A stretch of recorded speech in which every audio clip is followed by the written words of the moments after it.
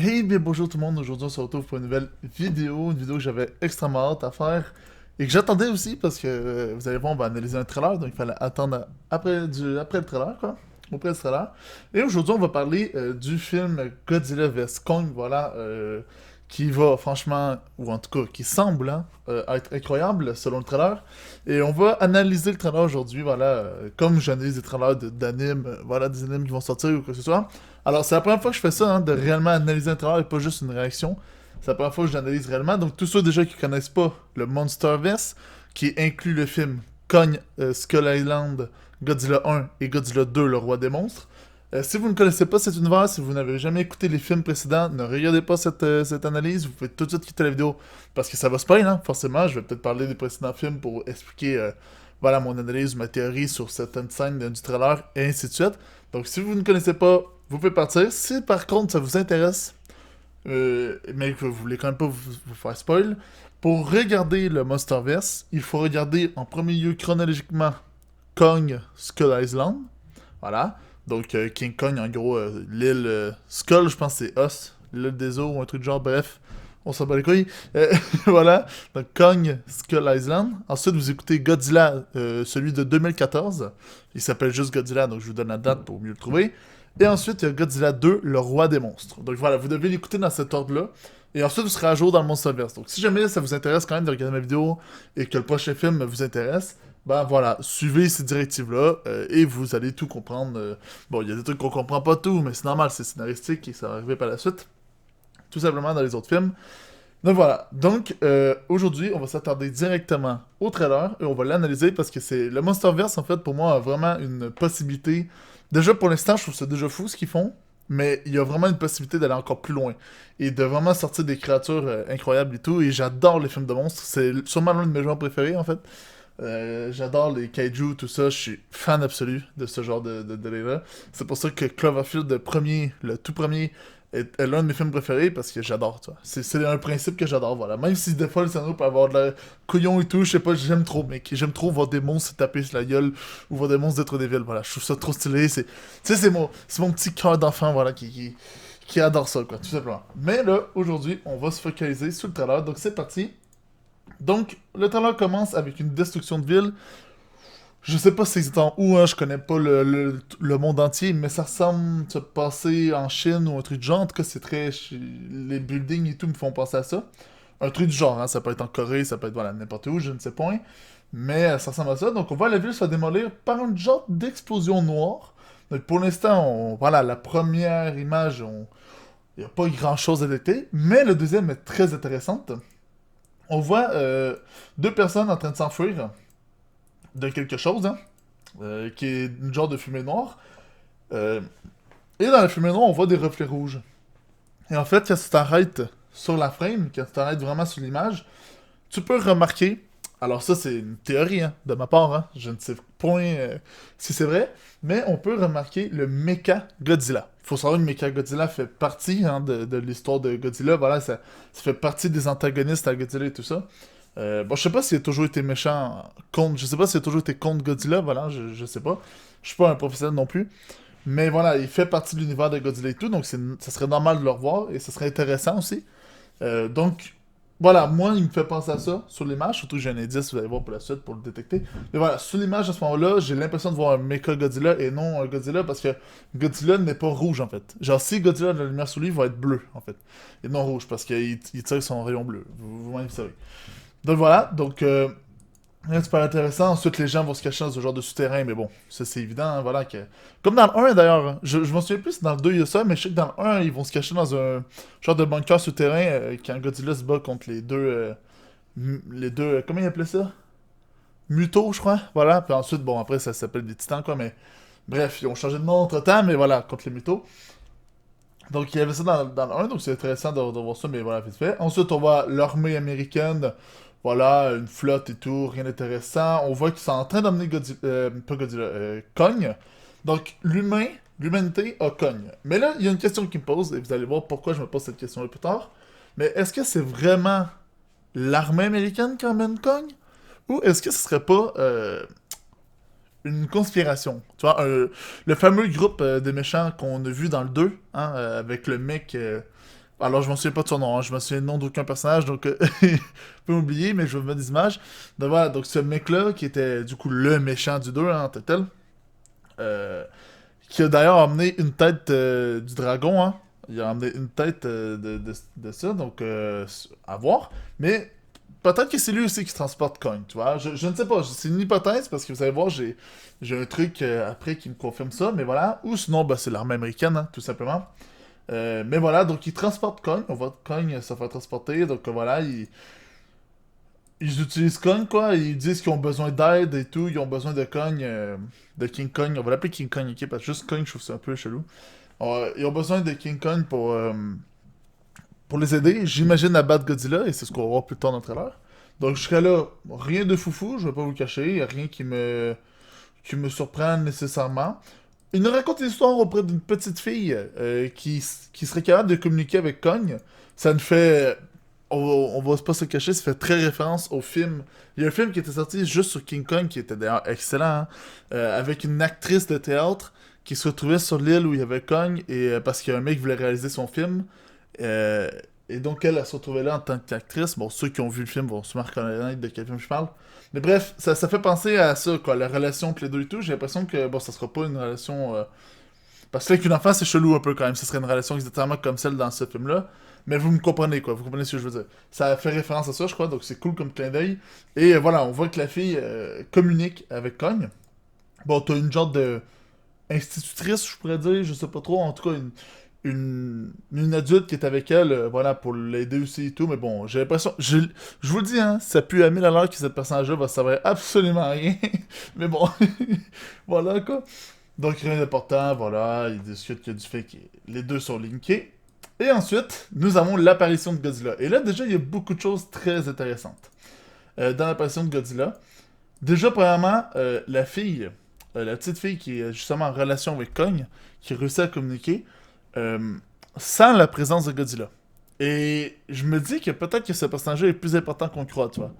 Peut-être qu'elle est capable de communiquer avec Kong, mais comme elle est capable de communiquer avec n'importe quel titan, en fait. Peut-être qu'elle peut même communiquer avec le dragon, tu vois ce que je veux dire? Peut-être qu'elle a juste une manière de communiquer pour tous les titans. Ça peut être possible, je sais pas si c'est ça, hein. C'est une simple théorie que j'avance. Mais bon, après, Godzilla aussi, il fait du bruit, quoi. Je veux dire, il est quand même gros. Donc oui, juste au tremblement, elle l'a peut-être senti aussi, hein, on s'entend. Mais... mais voilà, quoi. C'est totalement possible.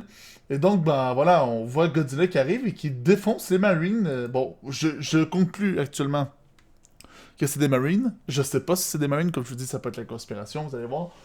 Mais voilà, pour l'instant, j'en déduis que, bon, c'est les Marines, donc Godzilla attaque les Marines. Et d'ailleurs, ça, c'est pas logique. J'espère qu'ils vont bien tourner ça hein, dans le film. J'espère qu'il y a une réelle raison derrière. Mais parce que Godzilla, en fait, c'est le protecteur de la planète, en fait. C'est l'équilibre de la planète. Donc, s'il arrive une couille, sa planète, lui, il va aller la détruire pour que ce soit égal, tu vois. Mais il peut très bien détruire les humains aussi si on fait des couilles. Mais je pense pas que c'est juste qu'à ce stade-là, tu vois. Genre, j'ai pas l'impression que... En tout cas, dans les deux autres films, il l'a jamais fait. Donc, pourquoi, là, il deviendrait méchant? Je sais pas. Très bizarre, j'ai hâte de voir l'explication derrière. Mais voilà, Godzilla qui se met à juste détruire l'humanité, il s'en bat les couilles, voilà. On le voit très clairement. Il se bat contre Kong sur le porte-avions. D'ailleurs, la séquence de porte-avions est incroyable, hein, je veux dire. Juste ça. En fait, juste ça, c'est incroyable. Donc, j'imagine même pas le reste du film. Je pense qu'on va s'en prendre plein les yeux. Euh... Donc, voilà, donc ils se battent et tout. Et même l'humanité, hein, essaie d'abattre du coup Godzilla. On le voit quand il envoie les torpilles dans l'eau et tout ça, tu vois. Donc, il essaie d'abattre Godzilla. Ensuite, ensuite, voilà. Ensuite, ok, il y a la fameuse scène. Ça, faut absolument que vous le voyez, ok? En gros, dans le trailer, à un moment donné, on voit Godzilla, genre, là, voilà, qui se fait attaquer et tout, qui se bat contre Kong. Et à un moment donné, il nage. Et juste après, t'as une image avec une personne. Et derrière son ordi, il y a comme un écran d'ordinateur. Et on voit System Charge. Bon, il y a pas de pourcentage. Donc, sûrement que le système est en charge. Et on voit une forme qui ressemble à Godzilla. C'est pour ça que je vous dis que ça me fait penser qu'il y a un méca Godzilla dans ce film. Parce qu'en fait, ce que j'ai l'impression pour l'instant, là, c'est que l'humanité a créé un méca Godzilla. Et il y a le Godzilla normal. Et étant donné que l'humanité a créé un méca Godzilla, bah, ça perturbe du coup l'équilibre du monde, tu vois. Et j'ai l'impression que Godzilla en veut à l'humanité, et c'est pour ça que Godzilla attaque l'humanité. Et du coup, l'humanité, étant donné qu'elle est un peu peut-être conne, je sais pas, va aller chercher King Kong pour se défendre, tu vois. Genre, moi, j'ai l'impression que c'est ça le délire. Voilà. Après, j'ai peut-être tort, hein. J'ai peut-être totalement tort. Mais pour moi, j'ai l'impression que c'est ça le délire. Donc, voilà. Donc, Kong qui viendrait défendre l'humanité face à Godzilla qui rage, on va dire, après l'humanité, parce que l'humanité a créé un Godzilla, quoi, tout simplement. Et du coup, ça perturbe l'équilibre. Moi, c'est mon hypothèse actuelle. J'ai peut-être totalement faux, et on verra quand ils vont voir le film. Bien entendu, je ferai une review et tout, voilà, du film, parce que je suis fan. Donc, on voit cette image-là, voilà, donc je voulais m'arrêter dessus parce qu'elle était assez importante. Ensuite, on voit Godzilla dans une genre de...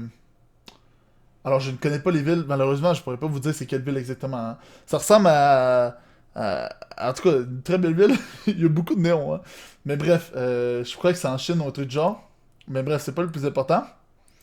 Et là, ensuite, on voit un mec, alors que je connais pas, peut-être qu'il faisait partie... Oui, je crois que c'est le... Je crois que c'est l'acteur du Godzilla 2, voilà. C'est un des acteurs du Godzilla 2. Qui est là, qui dit ouais, Godzilla s'en prend à tout le monde, on sait pas pourquoi et tout. Donc bon, voilà. Jusqu'à là, rien de surprenant parce que c'est ce qu'on apprend déjà.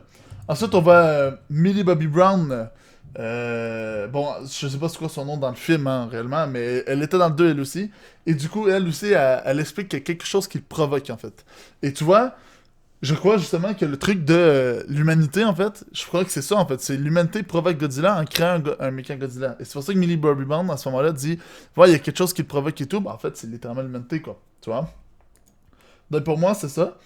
Et du coup, ils vont, les deux personnages là, vont voir un mec. Bon, il a l'air d'être dans un genre de bar. Et qui dit qu'il pense comme elle. Bon, je sais pas pourquoi un mec dans un bar serait au courant de certaines choses, mais bref, hein, à voir, à voir. Ensuite, on voit King Kong, qui j'ai l'impression est de retour sur Skull Island. Donc j'ai l'impression qu'on va voir King Kong sur Skull Island. En tout cas, c'est ce que ça semble être. Même si c'est vrai que le design de l'île n'est pas exactement pareil, mais à voir. Mais ça semble être ça.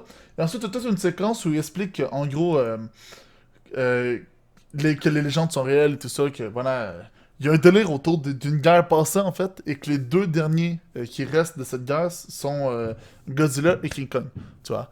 Donc peut-être une sorte de revanche aussi, voilà, pour la guerre qu'il y a eu dans le passé. Donc ça à voir. Mais on voit King Kong du coup qui met sa main sur une genre de peinture de main rouge sur la roche. Et ce que je crois, c'est que ça va lui débloquer son fameux marteau, hein, qu'on va voir à la fin du trailer, d'ailleurs, on va en parler, hein. Mais voilà, son fameux marteau. Bah, en fait, c'est pas réellement un marteau, c'est plus une pioche, en fait, presque, hein. Parce que un marteau, tu sais, c'est juste un côté... Ben non, il y a derrière... Ouais, non, ça peut fonctionner, j'ai rien dit. J'ai dit de la merde. Ensuite, il y a des genres de dragons, des genres de serpents volants, je sais pas trop ce que ça peut être. Et du coup, ben, Kong les défonce, quoi, parce que Kong il est clairement trop fort, donc il les défonce dans le trailer. À voir, est-ce que ça serait un genre de... une épreuve? Peut-être une épreuve de passage pour avoir accès au marteau, tu vois, qu'il a. C'est peut-être une épreuve de devoir tuer ces trucs-là et, tu vois, de faire d'autres choses pour avoir accès à ça. C'est une hypothèse, hein, mais voilà, ça me semblerait logique. Donc on va quand même faire ça. Et voilà. Et ensuite, on voit Godzilla vs King Kong. Et comme je parlais, il y a une frame où on voit des genres de...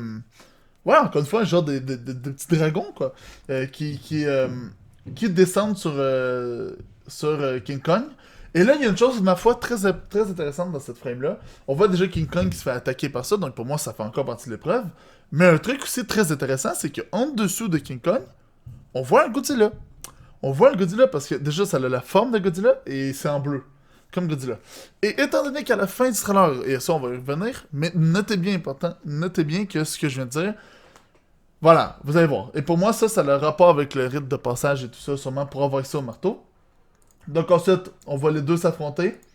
Et on finit sur une scène qui est, écoutez, magnifique, hein. Je vais pas vous le mentir, hein. Cette scène, j'ai trop hâte de la voir en vrai.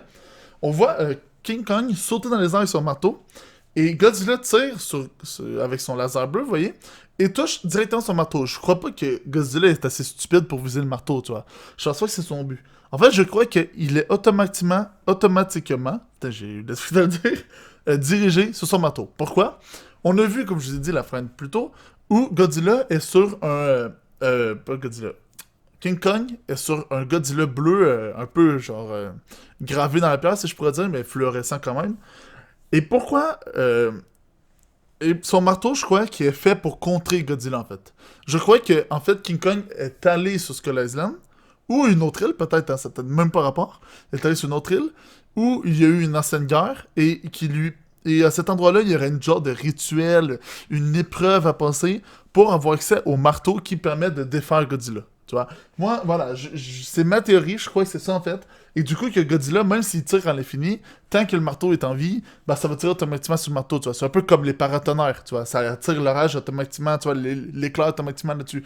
J'ai l'impression que c'est un peu le même principe. Donc, à voir, hein, c'est peut-être de la merde, à voir, mais c'est mon impression, c'est mon ressenti à ce moment-là. Et le trailer s'est terminé là-dessus, d'ailleurs, la scène, elle est magnifique, hein, quand il saute sur Godzilla, il donne le coup, c'est... Franchement, c'est incroyable, j'ai vraiment hâte de voir le film, ce que ça va donner, je crois que ça va être un truc de fou. En termes d'action, je pense qu'il va pas en manquer. Ça, niveau action, je pense qu'il va manquer zéro action, à voir si le reste va être bien fait. Voilà. Après, maintenant, c'est ça l'analyse du trailer, c'est tout ce qu'on a, et maintenant, j'ai envie de parler un peu de mes attentes auprès du film. Déjà, j'aimerais beaucoup voir le fameux fight King Kong contre Godzilla. Ça fait des années qu'on le demande et tout, donc ça, déjà, je suis hype déjà juste pour ça.